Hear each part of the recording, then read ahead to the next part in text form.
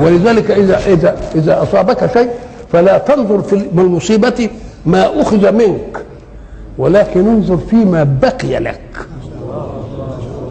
تلاقي اللي باقي ايه؟ اللي باقي اكثر، ويمكن مصيبتك اهون من مصيبه ايه؟ غيرك. الحكيم الصين عمل ايه؟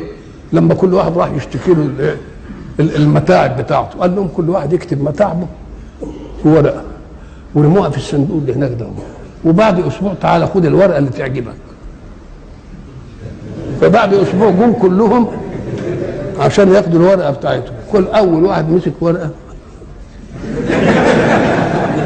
قال له ما تاخد ورقه، قال له انا عايز ورقتي. كانه شاف بلاوي تاني. ولذلك الفلاحين ترجموه وقال لك اللي يشوف بلوه ايه غيره تهون عليه بلوه، يقول لا يا رب كويسه كده. نعم.